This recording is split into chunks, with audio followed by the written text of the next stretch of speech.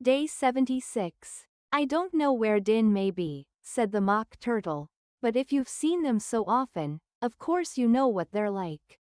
I believe so, Alice replied thoughtfully. They have their tails in their mouths and they're all over crumbs.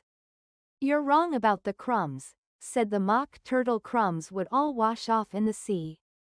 But they have their tails in their mouths, and the reason is here. The Mock Turtle yawned and shut his eyes. Tell her about the reason and all that, he said to the Griffin. The reason is, said the Griffin, that they would go with the lobsters to the dance. So they got thrown out to sea. So they had to fall a long way. So they got their tails fast in their mouths. So they couldn't get them out again. That's all. Thank you, said Alice. It's very interesting. I never knew so much about a whiting before. I can tell you more than that, if you like, said the Griffin.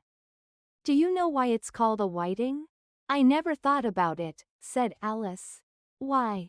It does the boots and shoes, the Griffin replied very solemnly. Alice was thoroughly puzzled. Does the boots and shoes?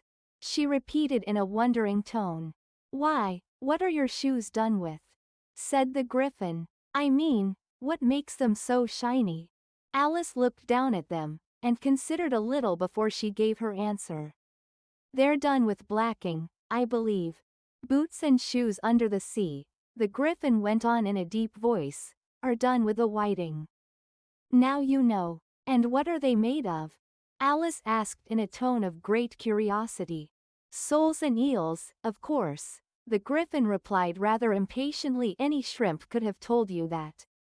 If I'd been the whiting, said Alice, whose thoughts were still running on the song, I'd have said to the porpoise, keep back, please, we don't want you with us.